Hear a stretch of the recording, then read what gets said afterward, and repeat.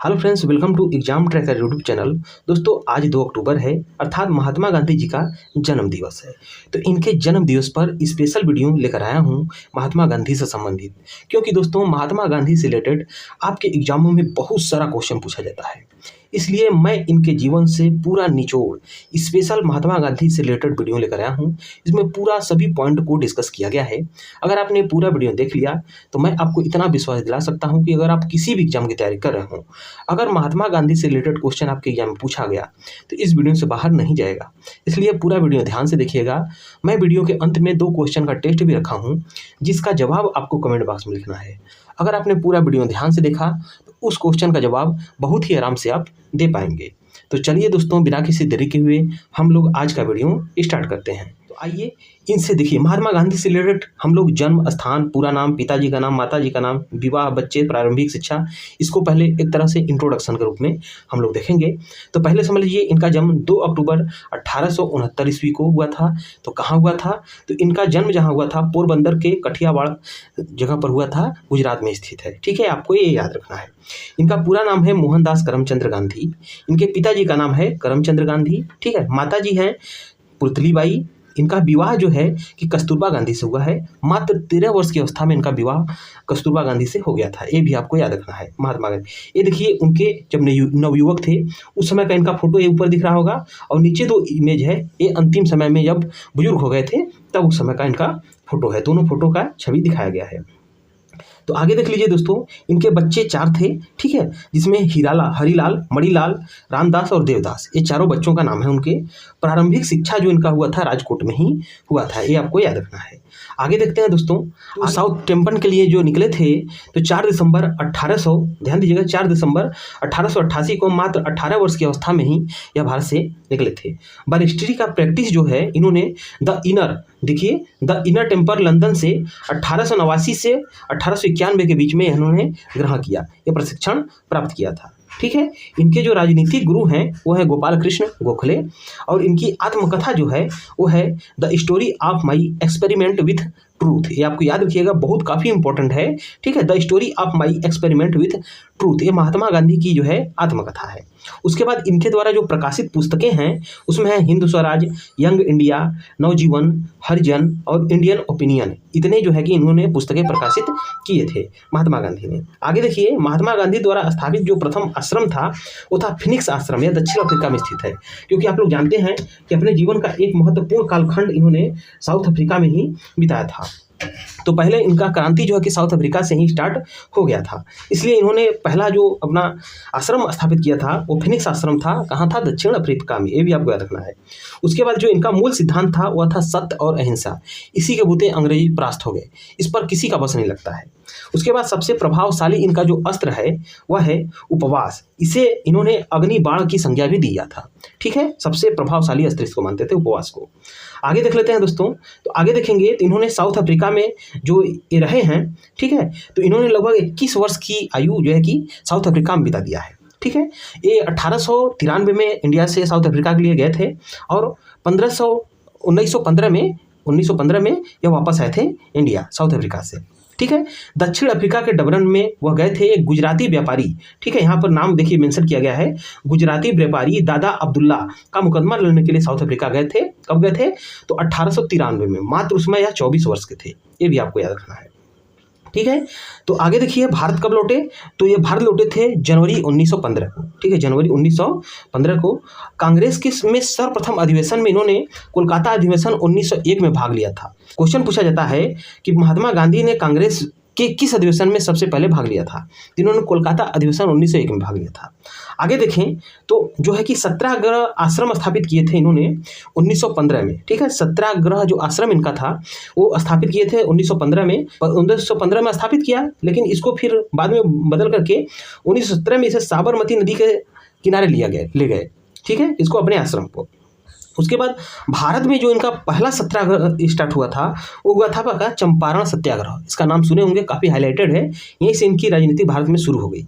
ठीक है, तो चंपारण सत्याग्रह बिहार में चंपारण स्थित है, वहीं पर इन्होंने 1917 में चंपारण सत्याग्रह स्टार्ट किया था। क्यों किया था, तो यहाँ लिखा है तीन गठिया पद्धति के विरोध में। तीन गठिया पद्धति क्या थी कि यहाँ पर 3/20वें भाग पर प्रत्येक किसानों को जबरदस्ती नील की खेती कराई जाती थी, इसी के विरोध में यह गए थे चंपारण।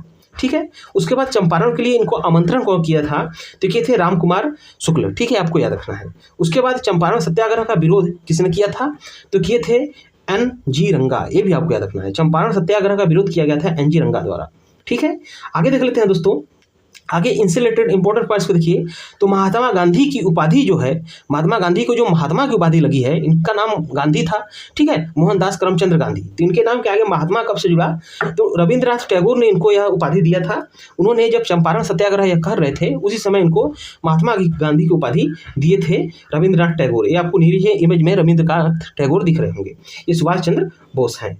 तो आगे देख लीजिए, इनको राष्ट्रपिता सबसे पहले सुभाष चंद्र बोस ने ही कहा था। कब कहा था, तो 1944 में। गांधी जी ने दीन बंधु की उपाधि किसे दिया, तो गांधी जी ने दीन बंधु की उपाधि दिया था चार्ल्स एंड्रूज को। क्यों दिया था, तो फिनिक्स फार्म में गांधी जी के यह साथी थे, इसलिए इनके कार्य को देख करके इन्होंने इनको दीन बंधु की उपाधि दी थी। कांग्रेस की अध्यक्षता किए थे, ध्यान दीजिएगा, महात्मा गांधी कांग्रेस का केवल एक बार अध्यक्षता किए थे। कब किए थे, तो 1924 में बेलगांव कर्नाटक में। ये भी आपको याद रखना है, बेलगांव कर्नाटक के जो अधिवेशन हुआ था 1924 में, उन्होंने कांग्रेस का अध्यक्षता किया था। उसके बाद कांग्रेस से इन्होंने इस्तीफा कब दिया था, तो दिया था 1934 में, ये भी पूछा जाता है। उसके बाद महात्मा गांधी के समर्थक थे। महात्मा गांधी किसके समर्थक थे, तो दार्शनिक अराजकतावाद के समर्थक थे। ये भी शब्द आप याद रखेंगे, दार्शनिक अराजकतावाद। उसके बाद हिंसा का क्रूरतम रूप इन्होंने किसको माना, इन्होंने गरीबी की अस्थायित्व को माना था हिंसा का क्रूरतम रूप। ठीक है, उसके बाद कारागार, जिसे इन्होंने मंदिर कहा। कौन सा कारागार था जिसको महात्मा गांधी ने मंदिर कहा था, तो था यरवदा कारागार, ध्यान दीजिएगा, पुणे में स्थित है। ठीक है, इसको महात्मा गांधी ने मंदिर की संज्ञा दी थी। आगे देख लेते हैं, तो आगे इतने पॉइंट्स हम लोग देखेंगे महात्मा गांधी से रिलेटेड। तो पहला है यहाँ पर कि महात्मा गांधी जी को ट्रेन से साउथ अफ्रीका में फेंक दिया गया था। ठीक है, तो कब फेंका गया था, एक डेट भी दिया गया है, तो 1893 में ही जब यहाँ से गए तभी इनको फेंका गया था। वह स्थान था, ठीक है, पीटर मारिसबर्ग। ठीक है, पीटर मारिसबर्ग रेलवे स्टेशन पर इनको उतारा गया था वहाँ से, ये ध्यान दीजिएगा, क्योंकि इन्होंने स्पेशल बोगी में जो है कि टिकट लेकर बैठ गए थे, जबकि टिकट लिए थे फिर भी इनको उतारा गया, केवल ब्लैक होने के कारण, ये ध्यान दीजिएगा। तो आगे देखिए दोस्तों, उसके बाद गांधी जी को लॉर्ड माउंटबेटन ने क्या कहा था, तो 1 man boundary force. Lord Mountbatten जो कि लास्ट गवर्नर जनरल था भारत का, ये आपको दिख रहा होगा, यही है। ठीक है, इसने कहा था कि यह 1 मैन बाउंड्री फोर्स थे। क्यों कहे थे, देखिए जब भारत का आज़ादी हुआ था तो उसमें भारत विभाजन हो गया था, 2 भागों में बटा था। जो आज बांग्लादेश आप लोग देख रहे हैं, आज़ादी के समय वह पूर्वी पाकिस्तान था, पाकिस्तान को गया था। तो यहाँ भी जो बॉर्डर था हिंदुस्तान से लग रहा था, वहाँ भी दंगे हो रहे थे, और जो वर्तमान में पाकिस्तान का बॉर्डर है पश्चिम की तरफ, उस तरफ भी दंगे हो रहे थे। इस तरफ जो है कि पूरी अंग्रेजी फौज थी। उसके बाद नेहरू थे, गांधी और जो थे सरदार पटेल थे, और तमाम तरह के अंग्रेजी पूरी शासन का फोर्स लगा हुआ था, लेकिन दंगा नहीं रोक पाए। महात्मा गांधी अकेले जाकर के जो पश्चिम बंगाल वाला साइड था, पाकिस्तान वो बटा था, वहाँ पर बहुत ज़्यादा दंगे हो रहे थे, तो वहाँ जाकर खड़े हो गए और इन्होंने सत्याग्रह का ऐलान कर दिया, जिसके कारण वहाँ पर दंगा रुक गया। इसीलिए इनके लिए जो है कि लॉर्ड माउंटबेटन ने 1 मैन बाउंड्री फोर्स का संज्ञा दिया। ठीक है, ये आपको याद रखना है। उसके बाद इनको अर्धनग्न फकीर किसने कहा था, तो विंस्टन चर्चिल जो है कि उस समय के प्रधानमंत्री थे ब्रिटेन के, उन्होंने इनको अर्धनग्न फकीर कहा। खिलाफत आंदोलन का समर्थक महात्मा गांधी ने किया था। भारत में अपना पहला जनभाषण इन्होंने दिया था वाराणसी में। कहाँ, वाराणसी में 1916 में BHU का उद्घाटन समारोह में इन्होंने पहला भाषण दिया, जन भाषण दिया था। ठीक है, अंग्रेजों द्वारा इनको जो उपाधि मिली थी कैसरे हिंद की। ठीक है, कैसरे हिंद की, ये ध्यान दीजिएगा, अंग्रेजों ने इनको दिया था 1915 में अपनी तरफ खींचने के लिए, लेकिन इन्होंने कैसरे हिंद की उपाधि जलियांवाला बाग हत्याकांड के विरोध में वापस कर दिया। ये भी आपको याद रखना है। महात्मा गांधी के खिलाफ जो निंदा प्रस्ताव ला गया था, वो ला गया था डॉक्टर मुंजे ने लाया था। ठीक है, क्यों लाए थे कि असहयोग आंदोलन महात्मा गांधी ने बिना किसी से समझे तुरंत स्थगित कर दिया था 5 फरवरी 1922 को। जैसा कि आप लोग जानते हैं कि चौरी चौरा कांड हुआ था, और इन्होंने कहा था कि अहिंसा का यह उल्लंघन हुआ है, इसलिए इन्होंने अपने मन से ही इस आंदोलन का समाप्त करने का घोषणा कर दिया। इसी विरोध में इनके यह लाया गया था, ये भी आपको याद रखना है। उसके बाद आगे देख लेते हैं महात्मा गांधी से रिलेटेड। तो यहाँ पर देखिए दांडी मार्च कब शुरू हुआ था। तो दांडी मार्च इन्होंने 12 मार्च 1930 को शुरू किया साबरमती आश्रम से, जो कि अहमदाबाद में स्थित है। ठीक है, वहाँ से अपने 78 अनुयायियों के साथ इन्होंने स्टार्ट किया था। ध्यान दीजिएगा, इन शब्दों पर ध्यान दीजिए जो जो डाटा लिखे गए हैं। जैसे यह डेट हो गया, साबरमती आश्रम कहाँ है, अहमदाबाद में। उसके बाद 78 अनुयायी, डायरेक्ट पूछा गया है एग्जामों में, डायरेक्ट पूछा गया है कि महात्मा गांधी जो दांडी मार्च कर रहे थे कितने अनुयायियों के साथ शुरू किए थे। तो 78 अनुयायी थे, ये भी आपको याद रखना है। ठीक है, नमक कानून इन्होंने कब तोड़ा। तो ध्यान दीजिएगा कि 12 मार्च को स्टार्ट किया यात्रा और इन्होंने दांडी पहुंच करके 6 अप्रैल 1930 को नमक कानून को तोड़ दिया। तो उसके बाद अखिल भारतीय छुआछूत विरोधी लीग इन्होंने अक्टूबर 1934 में लाए थे। गांधी इरविन समझौता, अगला टॉपिक है, गांधी इरविन समझौता कब हुआ था। तो 5 मार्च 1931 को हुआ था। द्वितीय गोलमेज सम्मेलन कब हुआ था।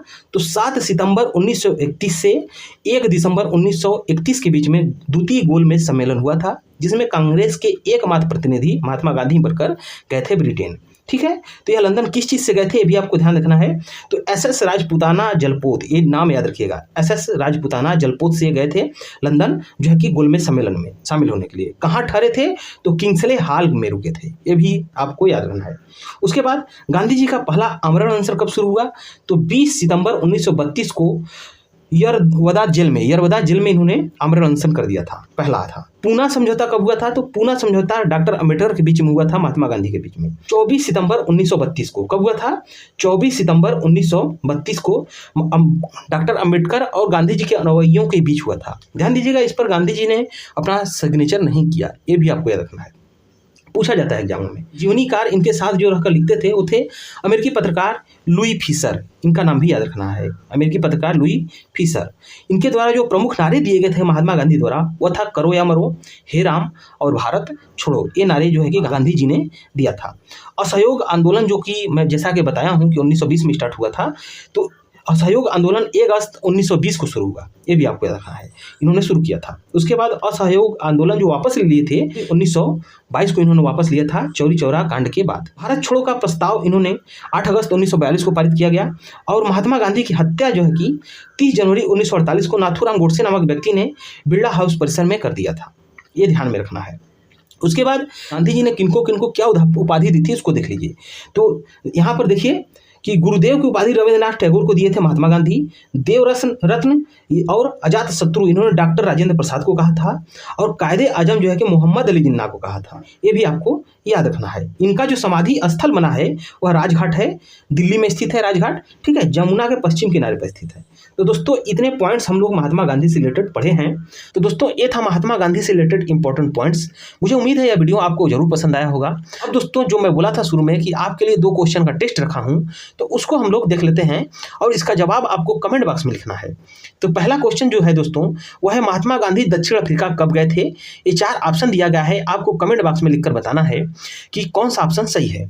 उसके बाद दूसरा क्वेश्चन आपके लिए है, चंपारण में किसानों से 3/20वें भाग पर किस चीज़ की खेती जबरन कराई जा रही थी। ठीक है, जिसके खिलाफ आंदोलन करने के लिए महात्मा गांधी चंपारण गए थे। तो ये 4 ऑप्शन है, चारों में से एक ही ऑप्शन सही है। इन दोनों का जवाब आपको कमेंट बॉक्स में लिखना है कि कौन सा ऑप्शन सही है।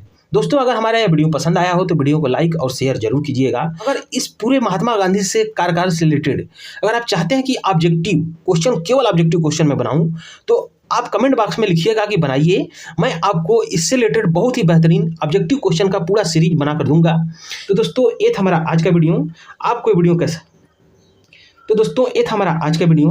आपको यह वीडियो कैसा लगा है प्लीज़ कमेंट बॉक्स में जरूर बताइएगा। अगर वीडियो अच्छा लगा हो तो वीडियो को लाइक करें और अपने दोस्तों में अधिक से अधिक शेयर करें। साथ में इसी तरह के इंटरेस्टिंग और महत्वपूर्ण वीडियो पाने के लिए एग्जाम ट्रैकर चैनल को सब्सक्राइब करके बेल आइकन को दबा लें, क्योंकि हम इस चैनल पर ऐसे ही वीडियो लेकर आते रहते हैं। तो दोस्तों मिलेंगे फिर नेक्स्ट वीडियो में, तब तक के लिए जय हिंद।